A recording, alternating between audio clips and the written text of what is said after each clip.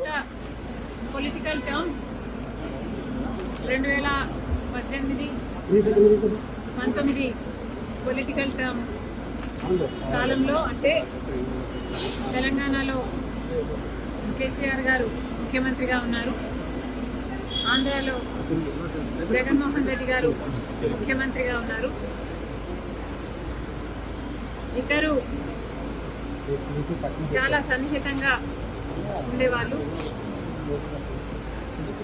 ఒకరికి ఒకరు అన్నట్టుగా కేటీఆర్ గారు జగన్మోహన్ రెడ్డి గారితో చాలా మంచి సంబంధాలను మెయింటైన్ చేశారు. అసలు వాళ్ళ సంబంధం ముందు రక్త సంబంధం కూడా చిన్నపోయింది.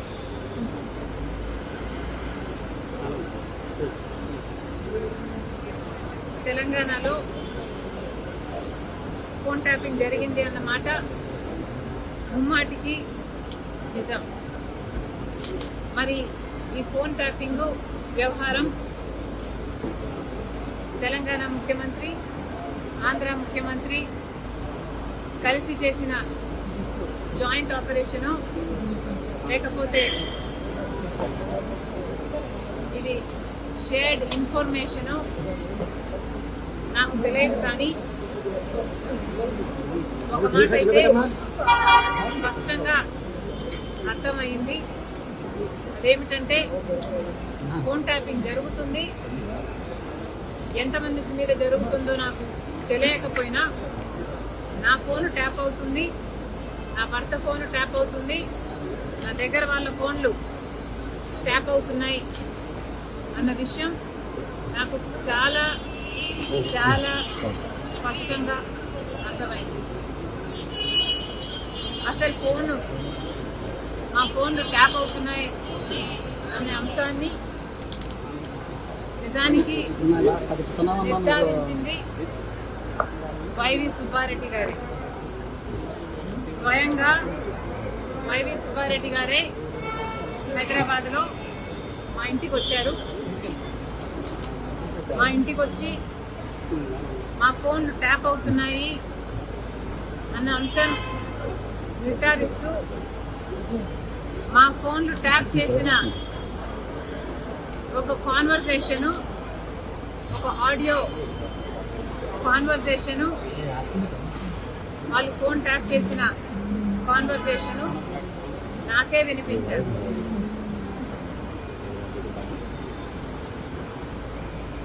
మరి ఈ విషయం సుబ్బారెడ్డి గారు ఇప్పుడు ఒప్పుకుంటారా అంటే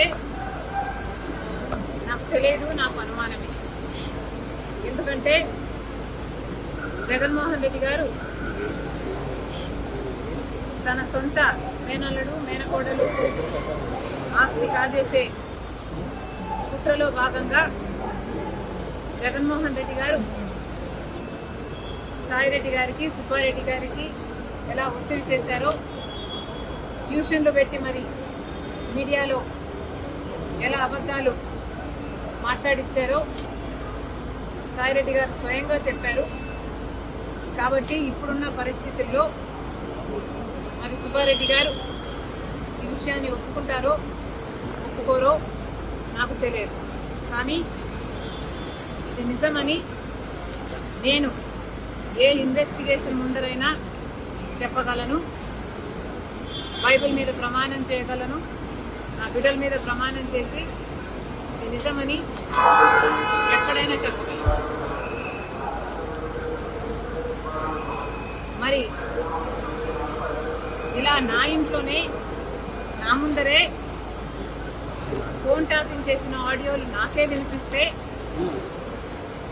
మరి నేనేం చేశాను అని మీరు నన్ను అడగొచ్చు.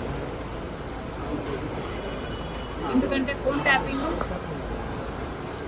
అన్ఎథికలే కాదు, ఇల్లీగల్ కూడా. మరి అంత పెద్ద విషయాన్ని మా ఇంట్లో నా ముందరే బయట పెడితే నేనేం చేశాను అని మీరు నన్ను ప్రశ్నించవచ్చు. కానీ ఇక్కడ నేను చెప్పాలనుకున్న సంజాయిషి ఏమిటంటే, అప్పట్లో ఒకవైపు తెలంగాణలో కేసీఆర్ గారు ముఖ్యమంత్రిగా ఉన్నారు, ఆంధ్రప్రదేశ్లో జగన్మోహన్ రెడ్డి గారు ముఖ్యమంత్రిగా ఉన్నారు. ఇటు తెలంగాణలోనైనా ఇటు ఆంధ్రాలోనైనా కేసీఆర్ గారు జగన్మోహన్ రెడ్డి గారు చేస్తున్న అరాచకాలతో పోలిస్తే ఫోన్ ట్యాపింగ్ అంశం చాలా చిన్నదిగా కనిపించింది. ఒకవైపు జగన్మోహన్ రెడ్డి గారికి నేను తోడబుట్టిన చెల్లెలిని, ఆ విషయం కూడా మర్చిపోయి, రాజశేఖర రెడ్డి గారి బిడ్డనని మర్చిపోయి, జగన్మోహన్ రెడ్డి గారు నేను రాజకీయంగా ఆర్థికంగా ఎదగకూడదు అన్న ఉద్దేశంలో నన్ను ఎలాగైనా సరే నా భవిష్యత్తును పాతిపెట్టాలి అన్న ఉద్దేశంతో ఎన్నో చేశారు.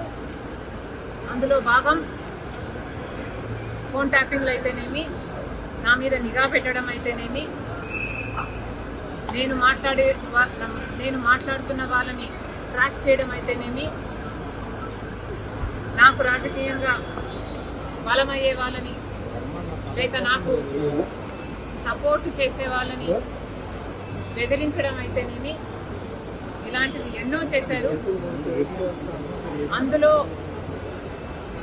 భాగంగానే ఈ ఫోన్ ట్యాపింగ్ కూడా చేశారు. నన్ను ఎలాగైనా సరే నా భవిష్యత్తును పాతిపెట్టాలి అన్న ఉద్దేశంతో ఎన్నో చేశారు. అందులో భాగం ఫోన్ ట్యాపింగ్లు అయితేనేమి, నా మీద నిఘా పెట్టడం అయితేనేమి, నేను మాట్లాడుతున్న వాళ్ళని ట్రాక్ చేయడం అయితేనేమి, నాకు రాజకీయంగా బలమయ్యే వాళ్ళని లేక నాకు సపోర్ట్ చేసే వాళ్ళని బెదిరించడం అయితేనేమి, ఇలాంటివి ఎన్నో చేశారు. అందులో భాగంగానే ఈ ఫోన్ ట్యాపింగ్ కూడా చేశారు.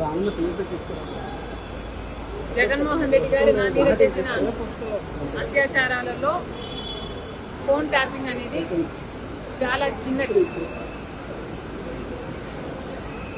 అసలు నేను ఊపిరి తీసుకోవడమే కష్టం చేశారు జగన్మోహన్ రెడ్డి గారు. కనుక ఆ రోజుల్లో నేను తెలంగాణలో పొలిటికల్ అరీనాలో ఉన్న, కేసీఆర్కి వ్యతిరేకంగా పోరాటం చేస్తున్న జగన్మోహన్ రెడ్డి గారికి ఏ సంబంధం లేనప్పటికీ నన్ను తొక్కేయాలి అని గట్టి ప్రయత్నం చేస్తున్నాడు. ఇంతమంది ఇన్ని ఫోర్సెస్తో పోరాటం చేయడం వాస్తవానికి నాకు చాలా కష్టంగా ఉండింది. Therefore, I could not fight every battle. I had to choose which battle to fight, and ఆ టైంలో I could not afford to fight this phone tapping issue. నేను ఏ పోరాటాలు చేయాలి అన్నది నా సర్వైవల్ కోసం నేను పోరాటాలు చేస్తున్నా. కాబట్టి ఆ పర్టికులర్ టైంలో ఫోన్ ట్యాపింగ్ ఇష్యూ మీద నేను పోరాటం చేయలేకపోయినా, in spite of knowing that is illegal, unethical and against my constitutional rights. కానీ ఇప్పుడు నేను చెప్తున్నాను, ఫోన్ ట్యాపింగ్ జరిగిన మాట వాస్తవం, ముమ్మాటికి నిజం. ఈ కాన్వర్సేషన్ సుబ్బారెడ్డి గారి వైసీపీ నాకు సొంతంగా వినిపించింది. ఇది నిజం. కాబట్టి ఇప్పటికైనా నేను అప్పుడు చేయలేని పోరాటం, ఇప్పుడు ప్రభుత్వాలు మారాయి, ఇక్కడ రేవంత్ అన్నగారు ఉన్నారు, అక్కడ చంద్రబాబు గారు ఉన్నారు. కనీసం ఇప్పుడైనా ఈ ఇష్యూని చాలా సీరియస్గా తీసుకోవాలి. ఎక్కడ ఏ ఎంక్వైరీకి రమ్మన్నా నేను కూడా రావడానికి సిద్ధంగా ఉన్నాను. తప్పు జరిగింది, ఆ తప్పుకు శిక్ష కూడా పడాల్సిన అవసరం. అంటే ఎంక్వైరీనైనా మీరు ఏమన్నా ఫిర్యాదు చేసే అవకాశం ఉందా? నేను ఫిర్యాదు చేయాలి అనుకుంటే జగన్మోహన్ రెడ్డి గారు నాకు ఎంఓయూ రాసిచ్చిన రోజే ఇది అమలు చేయటం లేదు అని ఫిర్యాదు చేసేదాన్ని. నిజానికి సొంత తల్లిని కోర్టుకి ఇచ్చింది జగన్మోహన్ రెడ్డి గారు. నాకు పర్సనల్ గ్రడ్జెస్ లేవు అని నిరూపించుకోవడానికి మేబీ నేను పర్సనల్ ఫిర్యాదు చేయకపోవచ్చు, కానీ నేను చెప్పాలనుకుంటున్నది సోషల్ ఇష్యూ. ఇక్కడ తప్పు జరిగింది.